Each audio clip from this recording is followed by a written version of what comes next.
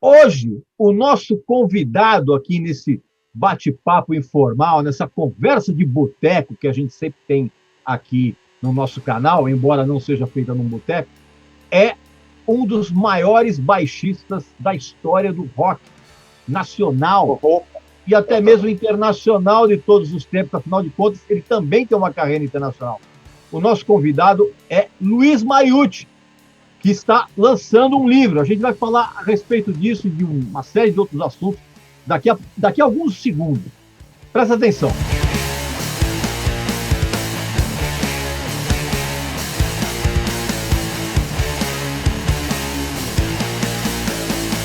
Meu amigo e minha amiga, estamos aqui para, mais uma vez, batermos um papo com uma grande personalidade da música brasileira, né? Eu e o meu amigo Paulo Barão aqui. Tudo bem aí, Paulo?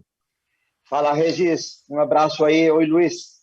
Tudo bem? Paulo. E, evidentemente, que nós estamos aqui também com Luiz Mariucci, um dos maiores baixistas da história do rock brasileiro e também do rock mundial, evidentemente, porque o Luiz tem, sim, uma carreira internacional, ao contrário de alguns pseudo-artistas aí que ficam alugando casas de shows aí fora, só faz show para brasileiro e acha que tem carreira internacional, né? Você sabe muito bem do que eu estou falando. Claro que antes você, evidentemente, vai fazer a sua inscrição aqui no canal, você já sabe como faz, eu não vou ensinar ninguém, e também vai adquirir o livro do Paulo Barão, né, o Rock On My Dreams, onde ele conta toda a história de sucesso dele, as lambanças que ele fez, trazendo banda que ele é fã aqui, sabendo que ia dar prejuízo. Isso que é empresário, produtor raiz, tá vendo? O cara vem. Luiz, muito bom receber você aqui. Muito obrigado pela tua presença. Eu que agradeço. Claro que a gente não tem pauta nenhuma, né? A gente vai conversar aqui de uma maneira muito legal. E, evidentemente, que a grande novidade da tua carreira é não apenas na formação de uma banda novíssima, chamada Sinistra, que a gente vai falar daqui a pouco também, junto com o Eduardo Danui e o Nando Fernandes, que são figuras carimbadíssimas do rock nacional, mas a grande novidade, meu amigo e minha amiga que está assistindo aqui e que é fã do Luiz, é o lançamento do livro do Luiz. Aqui, ó. Lançamento recentíssimo.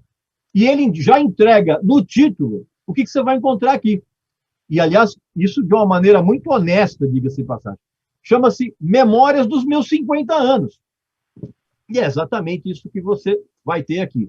Luiz, logo de cara, eu gostaria de saber de você, queria que você explicasse por que você decidiu lançar uma autobiografia exatamente no momento em que você está com meio século de vida. Porque existe uma tendência sempre do artista lançar uma autobiografia quando ele já ultrapassou essa idade. O que te levou a marcar esse meio século de existência com esse livro? Bom, Regis, eu acho assim, isso foi uma ideia que foi se caminhando, né? Foi se construindo ao longo do tempo. Eu sou um cara que sempre contei muito as histórias que eu passei, né? Entre os amigos, para minha esposa, para Fernanda, e assim, e aí a gente começou, né? Todo mundo falava, cara, você tem que escrever um livro, tem muita coisa, né? Pô, você tem que escrever um livro, você tem que escrever um livro, você já passou por muita coisa na vida aí que é legal você contar e tal, a gente acha legal o jeito que você conta a história. E aí eu, nos 50 anos, eu achei que fosse uma data bacana, né? Para contar tudo isso que eu já vivi, né? E para depois não contarem por mim, né? Porque isso é inevitável, né, Luiz? Sempre quando a gente tem uma trajetória, na verdade, eu sempre costumo dizer assim que toda história tem 3 verdades, né? A verdade a favor, a verdade contra e a verdade verdadeira mesmo, né?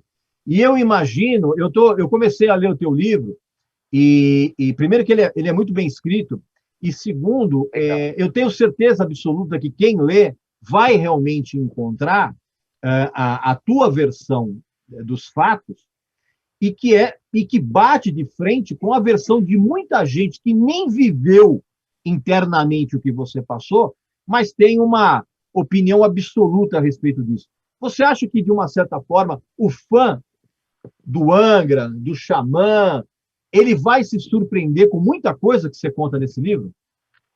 Ah, eu acho que sim. Eu acho que sim. É o que você fala, as coisas vão se criando, né? Esses telefones sem fio, assim, eles vão acontecendo, né? E muita coisa, assim, não ficou esclarecida, né? É lógico que são já coisas contornadas, coisas passadas, mas eu não poderia contar sobre os meus 50 anos, né? Superficialmente, né? Não tem como. São as sensações da época, são meus sentimentos da época, né? Eu não tenho como contar a minha trajetória, né? Dos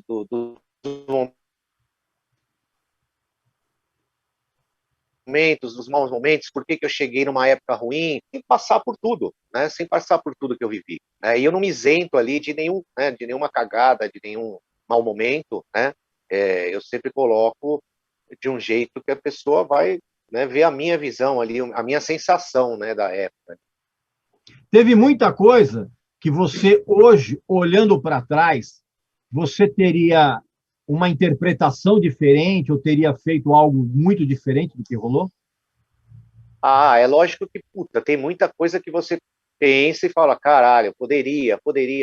Mas, assim, né, é o que eu falo, o que estava acontecendo na época, né, era muito difícil, né, de você tomar uma decisão, muitas vezes por imaturidade, né, muitas vezes porque a gente estava ali, porque eu estava, né, falando do meu lado, vivendo um sonho ali de rockstar, entendeu? Então, é claro que hoje, com outra cabeça, com 50 anos, muita coisa você faria de uma outra maneira, né? Já que eu tive meus maus momentos, né? Para não chegar nesses maus momentos, né? Paulo? Eu li todo o livro. Nossa, foi rápido, foi emocionante, porque em várias fases eu vivi com o Luiz muitas histórias. E conheço muito bem o Luiz, a história do Luiz. Ele sempre foi um cara muito honesto. Tem gente que vê o Luiz sempre foi um cara, eu vou tentar te definir e quero colocar isso também, inclusive, no livro. O Luiz foi sempre o cara mais rock and roll em atitude, em maneira de ser. Inclusive, em um de meus depoimentos, eu falo sobre isso no próprio livro. Ele realmente era o rock and roll guy, que ele se voltou um artista e que estava curtindo isso. Mas, por um outro lado, o que mais me impactou foi uma coisa que eu nunca tinha pensado. Foi um relato que você comenta, duas coisas muito importantes. Uma, você hoje tem uns filhos que já são adolescentes e você, por primeira vez, expõe isso claramente sobre as drogas. E você lo deixa registrado isso. Então, eu acredito isso como um pai, enfrentar essa situação para uma coisa que vai ficar registrado para sempre, é um passo muito grande, é uma coisa que você lo fala claramente, como para você deixar tudo esclarecido e não tem nada. Isso achei incrível.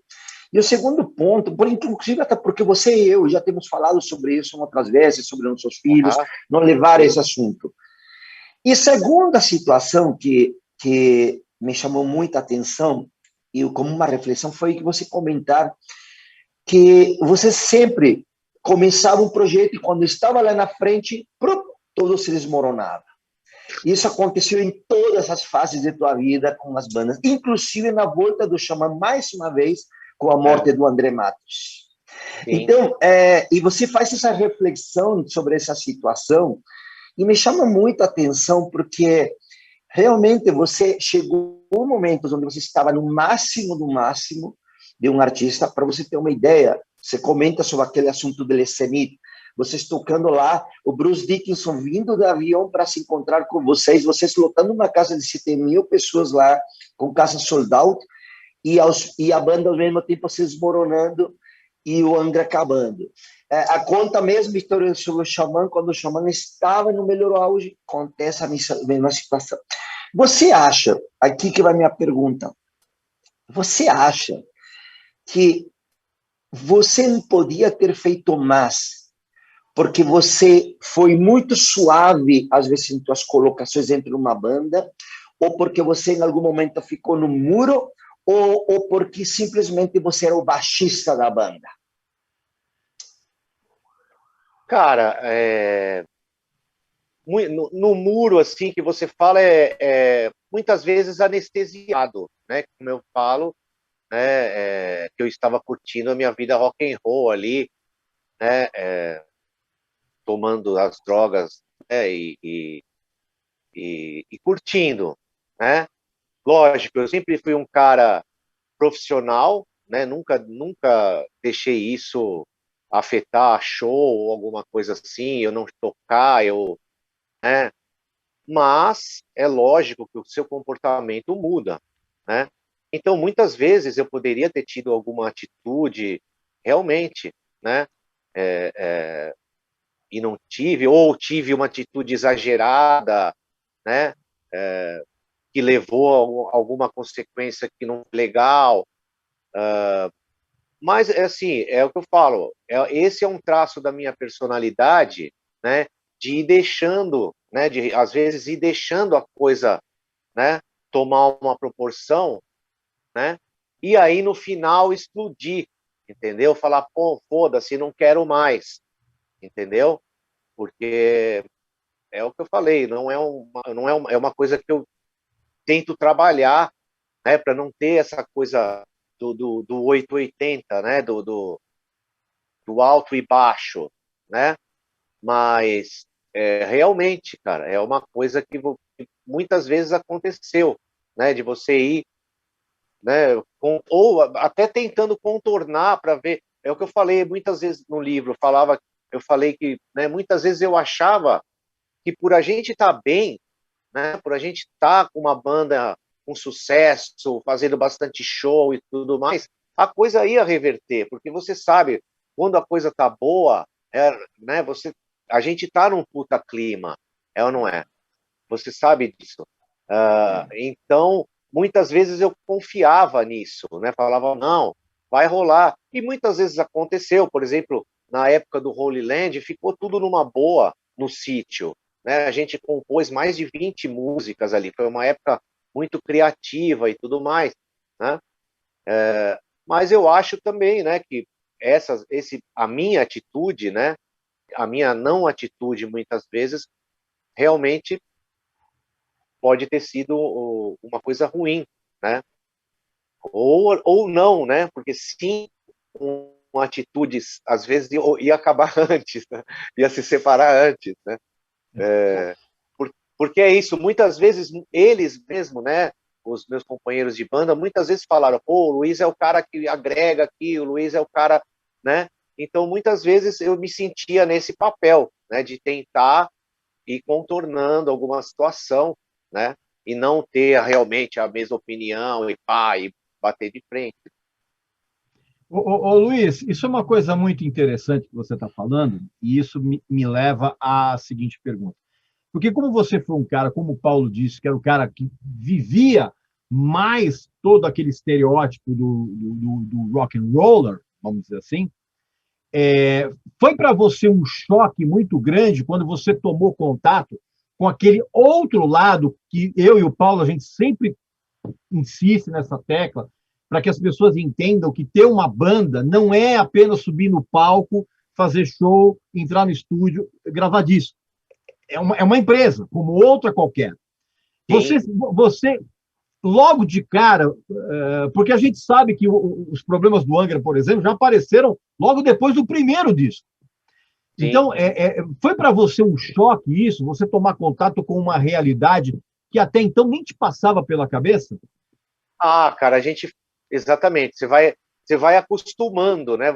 As coisas vão acontecendo e você vai vendo que isso vai fazer parte, né? E assim, a gente começou num período, né? Que pouco se sabia desse business, né? Eu vi, né? A gente gravava fita demo né, cassete para levar para Cogumelo Records, entendeu?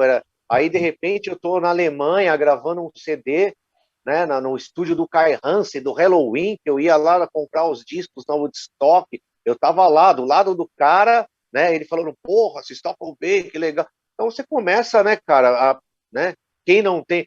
E assim, eu vim de uma família bem estruturada, meu pai é advogado e tudo mais, mas eu, assim, eu achava que aquilo não ia, assim, logo no primeiro disco, você ter um sucesso, você ganhar um disco de ouro, eu falei, pronto, isso nunca vai acabar, né? Eu, eu achava que eu não ia ficar velho, que eu não ia, entendeu?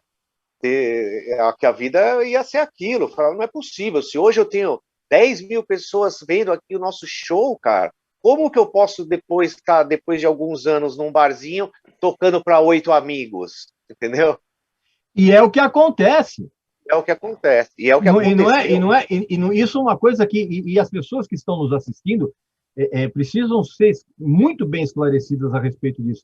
Isso é o que acontece, cara, com quase todo mundo. Você pega, por exemplo, eu vou dar um exemplo clássico disso. O Mick Taylor, por exemplo, que foi integrante dos Rolling Stones durante anos, um pouco antes, logo depois que ele saiu da banda, cara, ele voltou a tocar em pub, cara, para 30, 40 pessoas. Exato. O cara era um Rolling Stone. Exato. Então, assim, eu acho que esse tipo de reflexão que você faz é muito interessante nesse sentido para esclarecer as pessoas, Luiz. Agora, dentro de todo esse cenário todo, você vendo as coisas desmoronando já logo de cara no primeiro disco, e você sempre teve essa, como você mesmo disse, teve essa atitude de conciliar. Você era o cara que era bom de grupo, né? Como no futebol a gente fala, o cara que é bom de grupo. Foi muito difícil para você costurar. Eu sei que essa foi a história que aconteceu. Você foi um cara muito importante para você costurar as desavenças que surgiram logo no início. Isso para você foi uma coisa muito desgastante ou foi uma coisa que cotidianamente você ia fomentando até que na época do Holy Land a coisa ficou um pouco melhor? Foi muito desgastante para você isso? Meu amigo e minha amiga, nós vamos interromper um pouquinho esse papo sensacional que nós estamos tendo aqui com o Luiz, porque eu tenho uma dica exclusivíssima para você que acompanha o nosso canal. Em nenhum lugar da internet, das livrarias, onde quer que você vai imagine, você vai encontrar o Memórias dos Meus 50 Anos com um desconto exclusivo.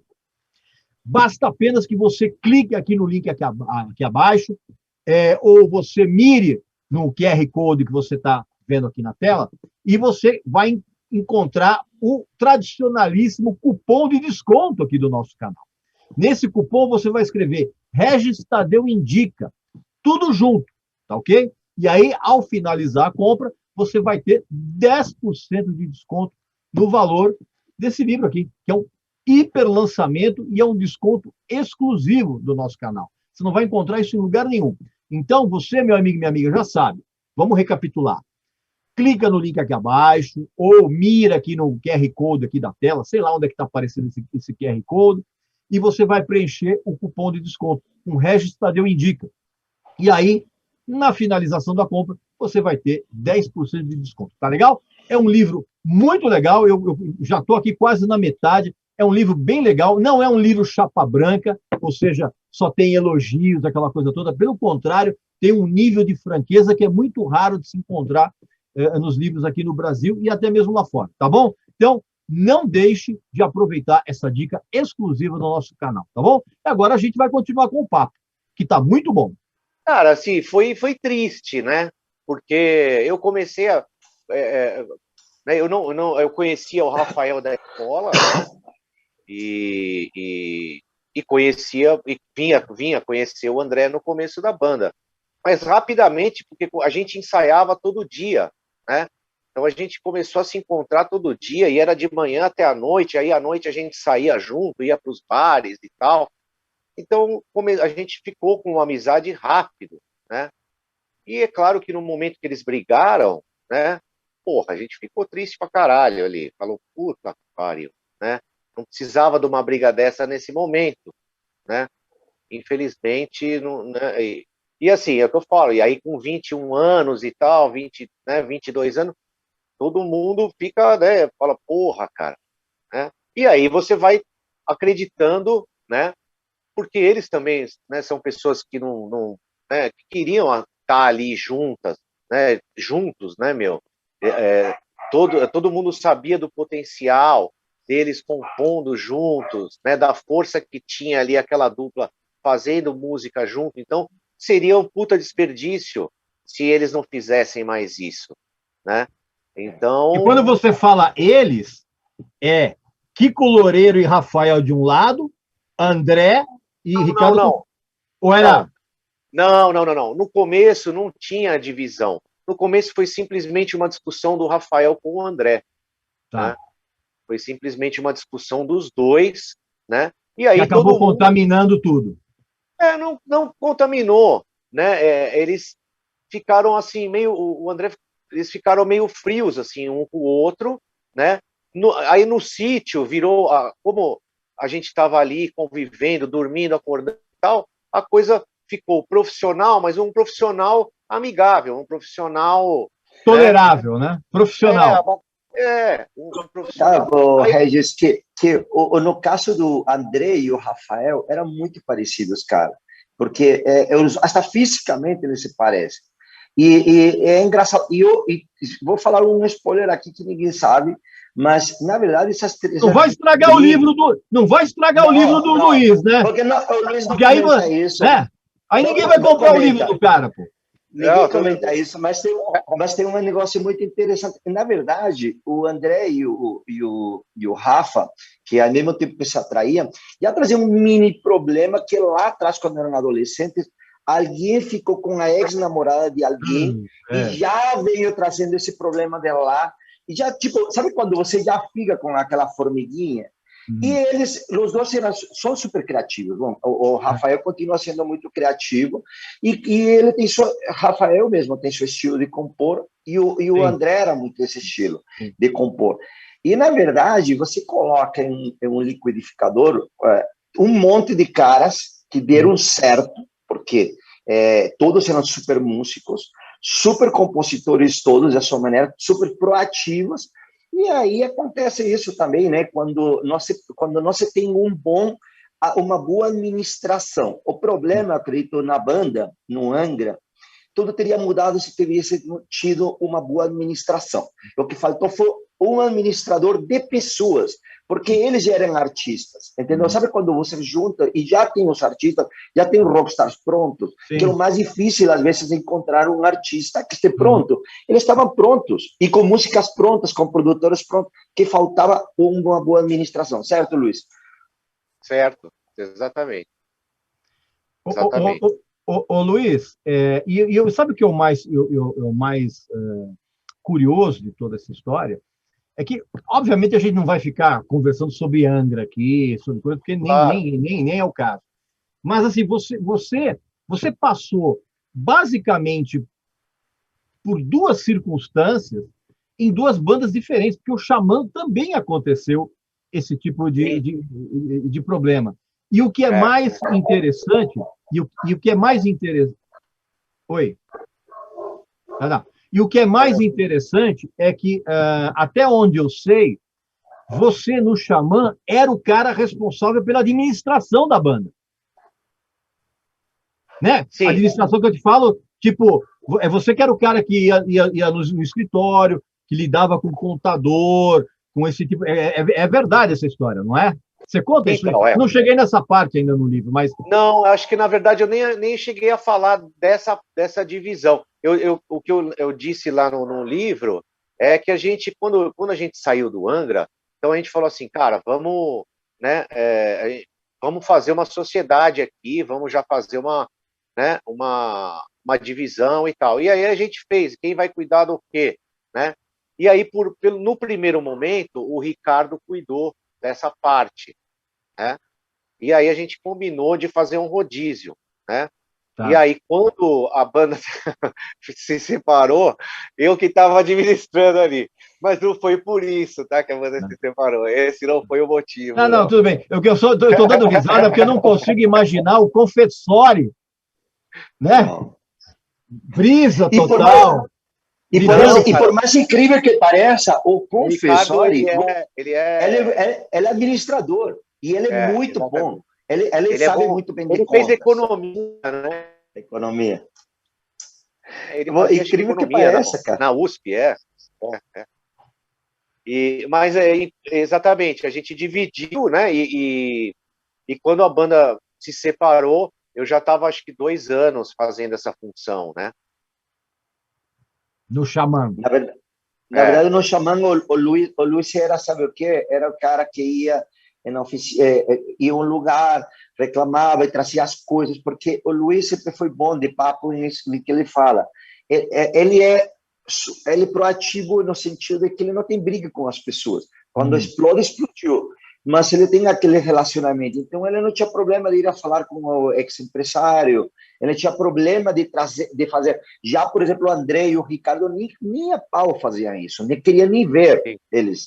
E principalmente o André. O André era um cara que ele se fechava uma cápsula e quando ele eliminava alguém, eliminava para sempre. Assim, eliminado, cara. Ô, Luiz, foi difícil para você ao longo. Mais uma vez eu quero também, mais uma vez eu quero deixar claro que eu não quero ficar batendo nessa tecla de Angra e coisa, porque isso já todo mundo já sabe dessa história. Foi difícil para você manter a tua vida pessoal longe desse circo todo, cara? Não. Principalmente mais pro fim, né? Mas quando eu já estava com o André, não tem como, né? Não tem como, cara. Porque para mim, né, ou seja, foi difícil para você manter a tua vida? Muito difícil. Muito difícil porque eu sempre me baseei nas bandas, eu sempre vivi do dinheiro das bandas, né? Eu sempre me imaginei vivendo dos shows. E isso não me preparou, né, para um período ruim, né? Pelo contrário, né? A hora que eu me vi ruim ali, eu não conseguia dar aula, eu fui em vários lugares, as coisas não rolavam, eu deixava ali meu nome, não surgia aluno, né? Foi bem complicado, bem complicado. Então aí não tinha jeito, porque eu afetei minha família seriamente, né? A gente chegou, né, realmente lá embaixo, né? Lá embaixo. Tá. Paulo? Não, eu queria, sobre isso que o Luiz está comentando, ele fala bastante sobre isso no livro, porque foi um método realmente de superação, não? O Luiz chegou a cortar o cabelo, para você ter uma ideia, e decidir vender o baixo. Eu me lembro que quando ele me disse, só para você ter uma ideia, Reis, ele conta bastante isso no livro, quando ele saiu do André Matos, porque ele já pensou, nós estamos falando já do Xamã, estamos agora no André Matos, na carreira solo dele. Quando ele sai, ele estava tão desesperado que ele fala, bom, eu posso ser qualquer tour manager, roadie. Naquela época ele me chamou, eu contratei inclusive em alguns shows para ele fazer algumas coisas. Ele fez tanta coisa disso porque ele estava desesperado, cara. E aí, quando ele viu que já, mesmo nessa parte, não estava dando certo, o que ele fez? Ele cancelou tudo o que era música. Ele vendeu o baixo dele, ele vendeu tudo o que tinha, cara. Ele cortou o cabelo, e me lembro que um dia ele me disse, cara, você quer que te dê aula de jiu-jitsu? Ele me ligou para me dar aula de jiu-jitsu. Eu falei, cara, mas você não está fazendo mais música? De Muay Thai. Eu falei, mas você não está mais? Eu falei, não, cara, vendi meu baixo, não quero mais isso. Isso de nada me serve ser o Jesus, que Jesus, porque Jesus não me dá de comer, disse que me conta que não posso falar, aconteceu isso, né? E aí foi que naquele dia vi que o cara tinha, tipo, chegado realmente num poço fundo. Imagina para um artista que vive sempre o rockstar, era o cara que vivia do rock, acreditava mais no rock, e ele chega num buraco para tomar uma decisão de vender seu instrumento, no que ele mais quer, pelo que ele mais se preparou. Você já pensa, E isso deve acontecer muitas vezes com artistas, é bem interessante a história do Luiz, porque vai acontecer muitas vezes com artistas, imagina, de internacionais famosos, que neste momento, na própria pandemia, devem estar sem que de comer e estar vendo seus instrumentos, porque eles não se prepararam. Não, mas assim, e o Luiz talvez vai concordar comigo, não é só na pandemia, não, cara. Ao longo da história da música, Sim. Vários músicos famosos Sim. Não conseguiram lançar mais do que 3 álbuns e depois acabaram virando outra coisa. A própria André Matos, Regis, morreu pobre. O André morreu pobre. Você vê, o Neil Smith, por exemplo, que foi o batera daquela banda espetacular do Alice Cooper, o cara virou corretor de imóveis. Sim. Quando o negócio não deu certo. Então, assim, o que na verdade aconteceu com o Luiz é uma coisa que acontece com muita gente, cara. Assim, você que está nos assistindo, você não faz ideia. Agora, Luiz, o que é interessante é o seguinte, quando você... Eu não sei se fundo do poço é a palavra, porque eu acho que você chegou numa encruzilhada em que você falou, cara, ou eu continuo insistindo nisso, ou eu vou fazer outra coisa. Não sei se fundo do poço é... Cara, eu falo fundo do poço, né? Pelo geral, né? A hora que eu me vi, eu estava sem R$ 1, entendeu? Eu estava indo em sebo com a minha mulher vender livro, né? Para comprar o pão com a mortadela do dia seguinte, entendeu? Essa era a situação, né? A gente vivendo numa casinha de R$ 700, que quando a gente mudou, a porta tinha um buraco em volta dela, assim, e tinha que escorar para ela não cair, né? O quarto do meu filho, um buraco. Era uma casinha pequenininha, né? E a gente, falou, vamos aí, né? E fomos melhorando um pouco, tal, fazendo o que deu, e fomos lutando, né? E nessa época, cara, a gente foi, né? Eu fui dar aula de Muay Thai, né? Então, foi os primeiros meses, eu tinha um salário de R$ 250, entendeu?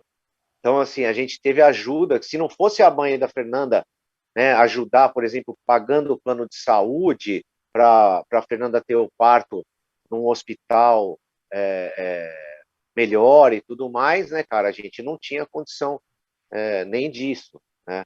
Então, foi um período assim, que eu me culpava muito, né? Falava, porra, olha o que eu fiz para minha família, né? Olha onde eu trouxe, entendeu? E qual foi o ponto da retomada? Teve algum determinado momento, algum fato, Luiz? Cara, não, assim, não é o fato em si, né? As coisas foram acontecendo, assim, a gente viu, né, que, puta, eu investi no Muay Thai e tal, só que eu não tinha o nome que eu tinha na música no Muay Thai, né? E eu já estava com mais de 40 anos, eu fui lutar, eu e a Fernanda, a gente foi lutar campeonato nacional de amador, vamos se especializar, eu vendi o baixo, né, para ter um tailandês para fazer treinamento, né? Tudo investido nisso. E assim, a gente conseguiu ter muito aluno, só que o principal é que a gente não tinha o nosso local, né? Então eu tinha que dar aula das 5 da manhã, 6 da manhã, até as 10 da noite, né? E ela também, né? E com filhos, escola e almoço e tal, a gente nunca teve ninguém para ajudar, a gente sempre fez as coisas por nós mesmos.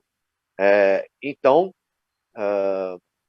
foi uma coisa progressiva, assim, né? Chegou um certo momento, eu fiz um som aqui, fiz um som ali, aí o Paulo mesmo me abriu a oportunidade de fazer um show com o Bruno Suter, né?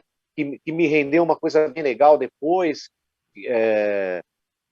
Aí ele também, né, deu a ideia para o Rafael fazer um vídeo lá comigo, me chamar para fazer o show do Angra Holy Land, e nesse momento, né, a minha autoestima foi melhorando, entendeu? Eu já estava, sabe, muito tempo ali querendo melhorar e tentando melhorar, né?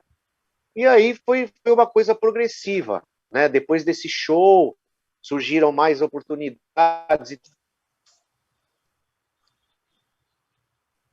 tudo mais. Aí a Fernanda teve a ideia da gente fazer o canal, e tudo foi acontecendo de uma maneira conjunta, assim, né? Tá.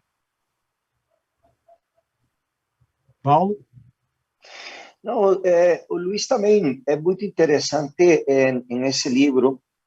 Como vocês sabem, também saiu o livro da história do André Matos, e que tem bastante coisa, mas o Luiz, ele consegue chegar a uns pontos que nunca foram falados, vamos colocar assim. Eu li o livro, eu vi muita verdade em tudo o que o Luiz comentava, do jeito que ele estava falando.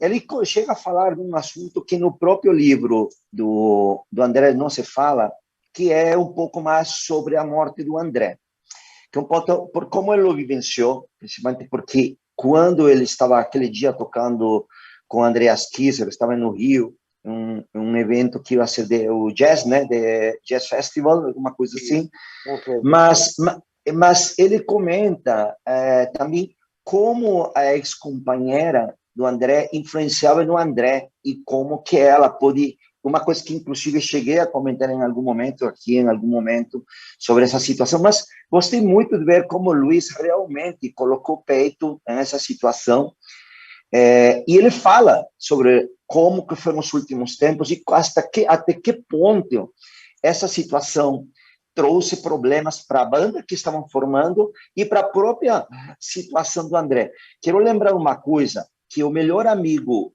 do André na época era o Hugo, o irmão do Luiz, mas o Luiz foi o cara que mais tocou com o André Matos na história.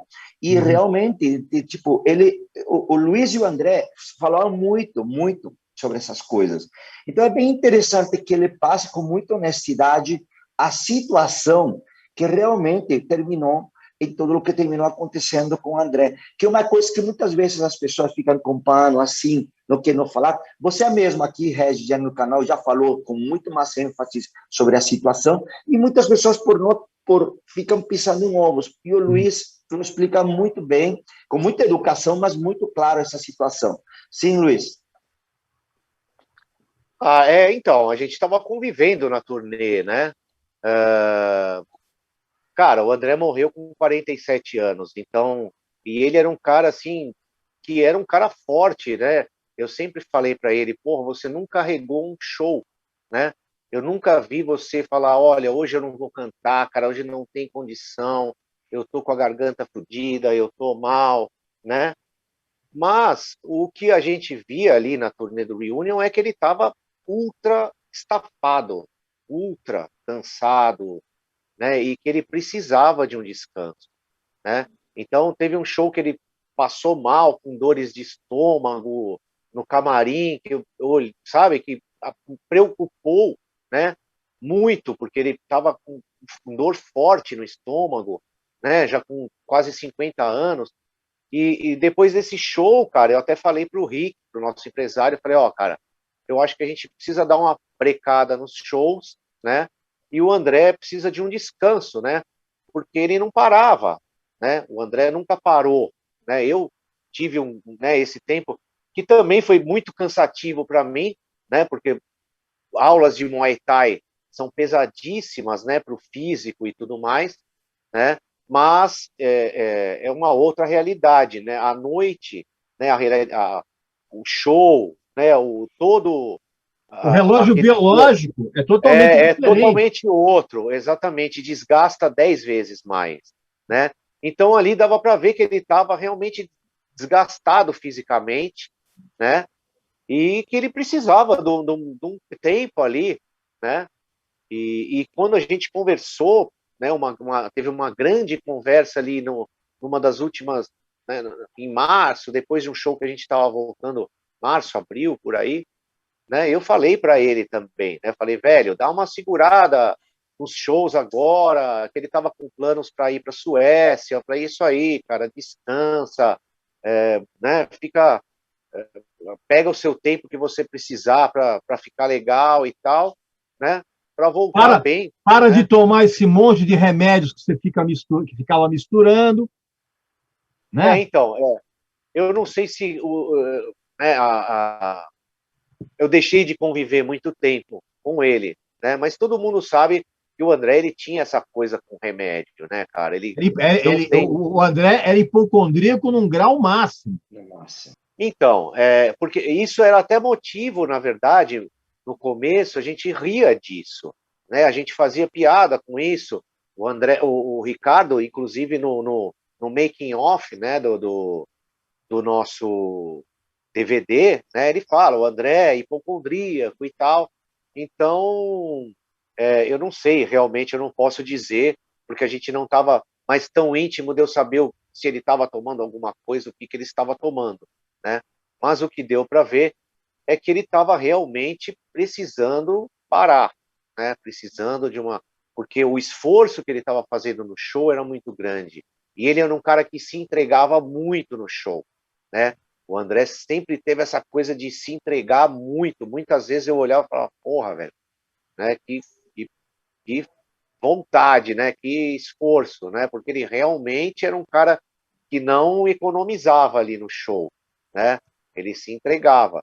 Então, e só que a gente está, né, com 50 anos de idade. Então precisa, né, ter uma regra, né? Uhum. Ô, Luiz, já que você falou em esforço e em vontade, qual é o lado positivo e o lado negativo de você ter uma banda com um irmão? Porque você, durante muito tempo, você teve o teu irmão, Sim, o Hugo, como companheiro de banda. E qual sim. é o lado bom e o lado ruim disso? O Hugo é o cara que eu mais toquei na minha vida, né? O guitarrista que eu mais tive subir ao palco junto, né? A gente ainda teve o Renzi Forte junto, né? Uhum. Cara, é assim, eu tive até, falo no livro também, que tive um problema com o Hugo numa turnê, né? E é claro, eu já tive problema com meu pai, com todo mundo, né? E eu conto no livro, né? Não tem como eu não Perfeito. contar, né? Mas eu acho que assim, a gente sempre teve uma boa convivência dentro da banda. O nosso gosto musical, assim, não o gosto de bandas, né? Uhum. Mas dentro da banda, né? Eu acho que a gente consegue pensar meio parecido. As ideias dele eu sempre absorvi muito bem, as minhas ideias também ele sempre absorveu muito bem. E assim, hoje em dia, cara, a gente já chegou num ponto bem aberto, assim, de conversar e ser franco com tudo, né? Eu não seguro as coisas, né? Porque ele é meu irmão e nem ele, né? Mas a gente hoje em dia conseguiu chegar num termo bacana de discussão, sem a gente, né, precisar explodir, obrigar e tudo mais. Então, o bom eu acho que é isso, que a gente conseguiu aprender junto essa convivência, né? Claro que em muitos momentos eu né, achei que ele deveria pensar da mesma forma que eu, né? Aí você, porra, não pensou igual. Mas, pô, o cara é meu irmão, não pensa como eu. Mas cada Uhum. um, né? E eu digo lá no livro exatamente, cada um tem as suas tragédias, né, cara? Eu não posso querer que as pessoas comprem a minha briga só porque Uhum. eu vou comprar a sua, compra a minha, entendeu? Uhum. Não é assim, né? Não é assim. As situações são sempre analisadas, são sempre, né? E nem sempre eu estou com toda a razão ali, né? Na situação. Por falar em comprar briga, Luiz, vocês, de uma certa forma, e quando eu falo vocês, eu estou me referindo à tua nova banda, o Sinistra. Vocês, de uma certa forma, vocês compraram uma briga contra o mercado. Porque vocês pegaram uma banda, para quem não sabe, o Sinistra é o Luiz, mais o Eduardo Danui, mais o Nando Fernandes, que é o vocalista que tocou no Hangar, lá do Aquiles, Priest, aquela coisa toda, e o nome do baterista que me fugiu agora, Rafael Rosa. Rafael Rocha, que é uma banda que todo mundo, quando ouviu falar que os caras se juntaram, vão gravar em inglês, vão fazer um álbum e vão tentar uma carreira lá fora. Sim. E aconteceu exatamente o contrário. Vocês optaram por cantar em português, É. né? E, de uma certa forma, isso é, para quem conhece os trabalhos anteriores de vocês, comprar uma briga com um mercado roqueiro brasileiro que é muito burro, né? Ele é muito preconceituoso. Você sentiu isso desde o começo ou, na verdade, quando vocês montaram a banda, é aquela famosa coisa, não, vamos lá todo mundo junto e beleza, Não, seja o que Deus quiser. não. O Sinistra, Regis, foi o seguinte: o Nando e o Edu, eles já estavam bem avançados nas ideias, né? Quando eles me chamaram, né? Eu ouvi, cara, sinceramente, no começo eu pensei exatamente isso. Eu falei, porra, português, estranho, né? Mas eu sempre tive um pensamento assim, mesmo para as minhas bandas, né? Para o Angra, para o Xamã, que é assim, a gente provavelmente nunca vai dar certo na Inglaterra nem nos Estados Unidos, né? Porque lá, né, a gente não, o nosso inglês não é legal, né? Para eles não é, cara. Né? Eu Sempre vai gravei ter sotaque. e o sotaque assim e as expressões, né? A não Fora ser fora a concorrência, né? exatamente. Então você não está vivendo lá, você não usa as expressões que eles estão usando no momento, né? Tanto na Inglaterra quanto nos Estados Unidos. Você não está vivendo lá o dia a dia. Você não fala como eles falam no seu dia a dia, né? Vai ser você pode estudar o máximo, eu acho, mas sempre vai ter um pouco daquele inglês do dicionário, daquele inglês que os caras veem dessa maneira, ouvem dessa maneira, né? Nem sempre a palavra que você usou é a palavra que aquele, né, tipo de pessoa daquela idade usaria, né? Sim, Por perfeito. exemplo, né? Então eu sempre tive essa ideia. Eu falo, puta, a gente, né, é legal que a gente sempre vai ter a resposta dos países que falam inglês da mesma maneira que nós, né? No Japão, na França, na Itália, na Argentina, no México, né? Mas a gente sabe que sempre vai ser difícil dentro da Inglaterra e dos Estados Unidos, né? E assim, o Sinistra, cara, eu encarei assim como, vamos aí, porque eu achei tão legais as bases e os sons, e depois eu, ouvindo as letras e tal, vamos aí, cara, vamos apostar, de repente a gente vira um Rammstein, que o povo vai querer cantar a nossa música em português, mesmo sem entender porra nenhuma. Né? Não, mas você sabe que você citou um exemplo muito interessante, porque o Rammstein é uma banda, cara, que eles nunca abriram mão de cantar em alemão, Né?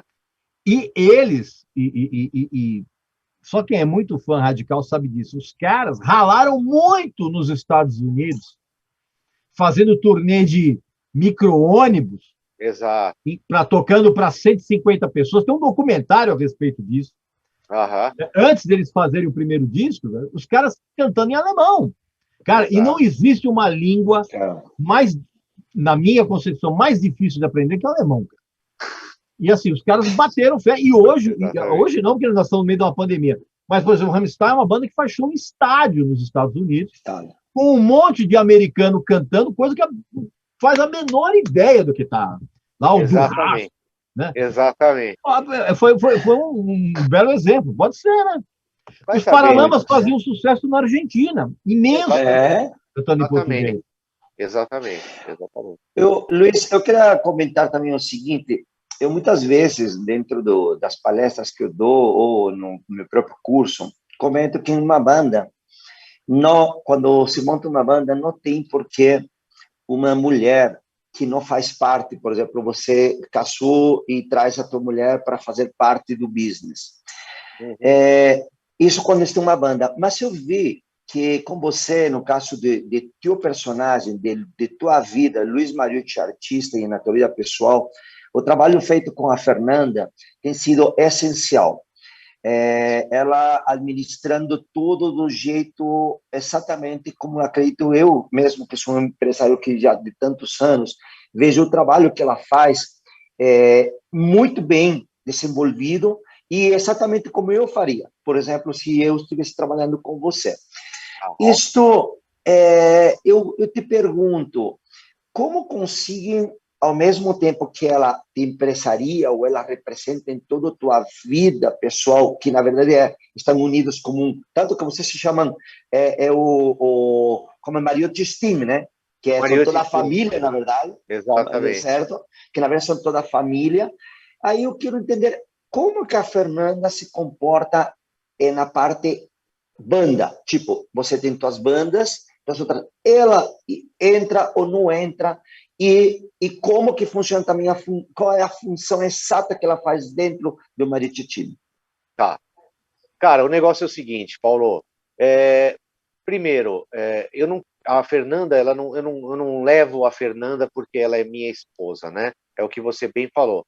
Ela aprendeu muito, né? Nesse todo esse período, né? Lá atrás, já comigo, quando eu comecei a fechar os shows do André e de tour manager, de merchandiser e tal, ela já começou a aprender, né? Ela marcava os shows junto comigo, né? E nessa volta, cara, ela simplesmente começou a se gabaritar para as coisas, né?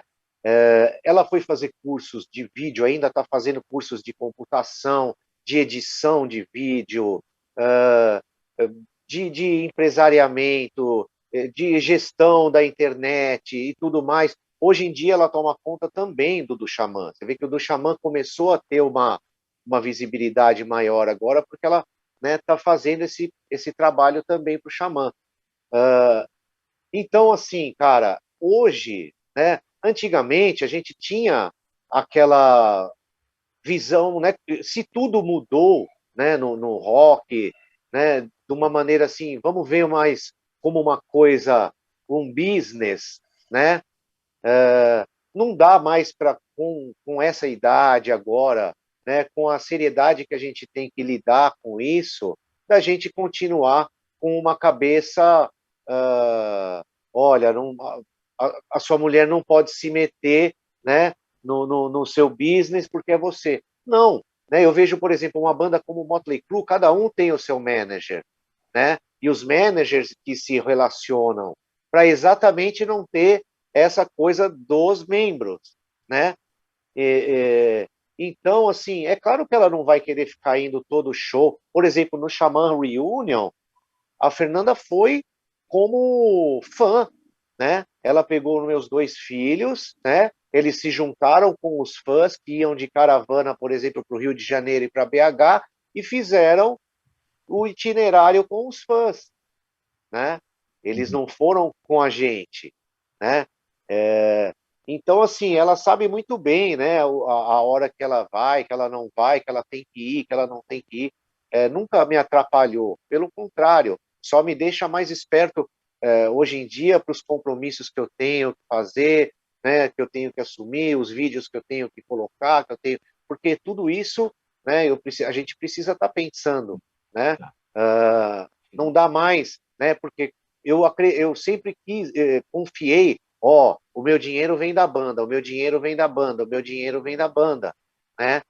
E não é, né? O meu dinheiro tem que vir do Luiz, né? O nosso dinheiro da família tem que vir do Luiz e não da banda. Então, se o Luiz está bem, se o Luiz consegue ter bastante coisa, se ele consegue estar com uma carreira mais bem feita, mais bem pensada, com certeza isso traz benefício para os outros. Legal. Né?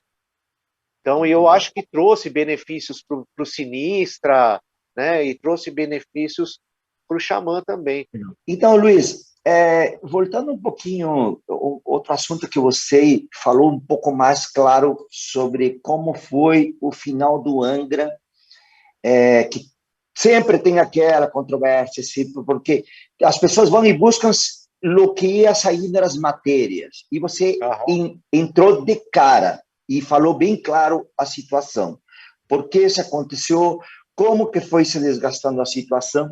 E tem uma parte que, inclusive, eu faço parte dessa situação que você comenta, que foi no México, quando a banda, depois de uma reunião que nós tivemos depois disso, eu queria, inclusive, comentar, porque você estava aí, para que se acabem, às vezes, tem as pessoas que gostam de criar uma história, e você e eu, que estivemos aí, fisicamente, vamos deixar isso claro.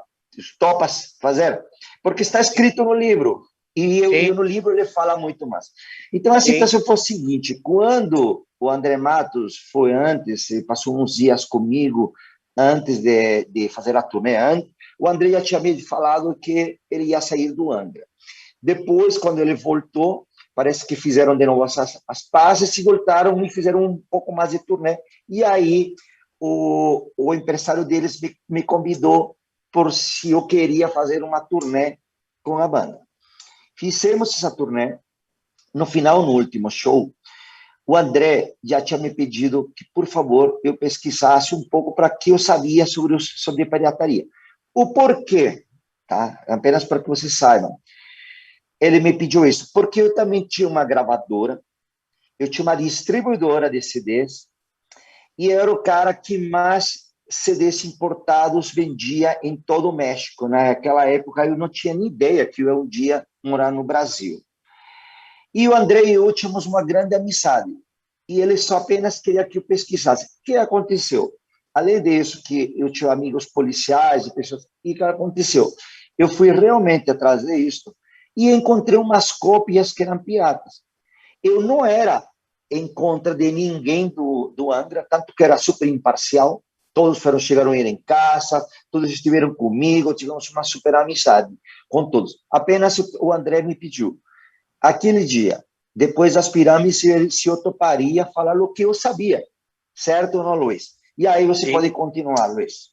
Sim, exatamente. A gente se reuniu lá embaixo do hotel, né, nós todos, com o nosso empresário, e aí você contou que tinha um esquema, né, formado de pirataria e que eram algumas pessoas que tinham ligação com o nosso empresário, né?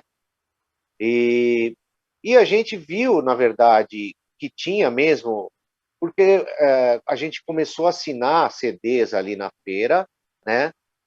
E eu me lembro que na época você tinha falado que você tinha comprado 2 caixas de CDs aqui no Brasil, né? Sim. E cada caixa tinha acho que 25 CDs, né?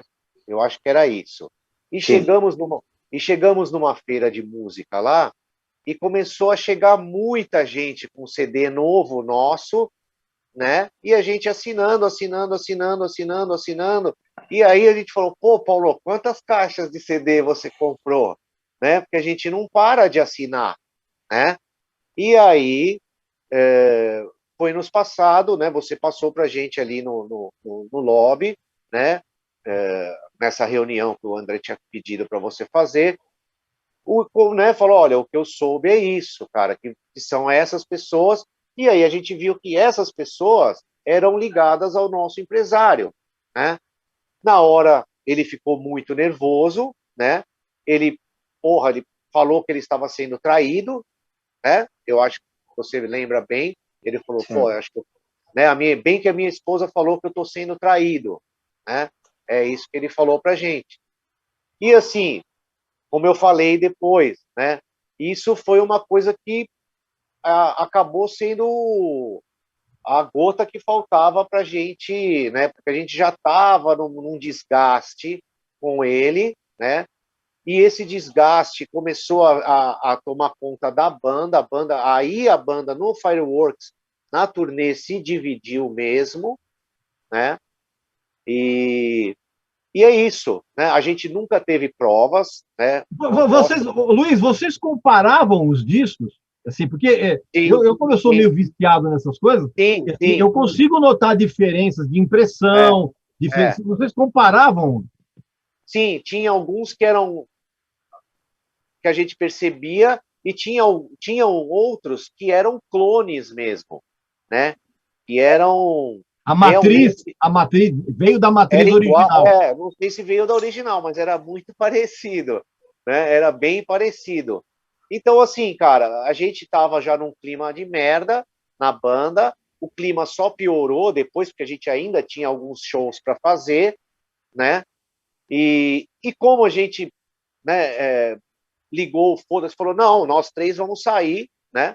Os outros 2, o Rafael e o Pico, tinham os motivos deles para continuar, tinham o nome que eles quiseram brigar ainda, né? E assim, como eu falei, a gente não tinha prova, mas a gente tinha todas as evidências de uma má administração, né? No mínimo de uma má administração, né? Porra, a banda tá, meu, sabe? Deveria estar todo mundo feliz pra caralho, né? Eu até cito uma passagem aqui do livro, que é uma vez que a gente estava no estúdio lá no Kai Hansen, né? E aí, já gravando o Holy Land, o segundo disco, a gente já tinha o disco de ouro, e aí ele me perguntou, falou, e aí, vocês já estão ricos? Vocês já estão ricos? Eu falei, rico, velho?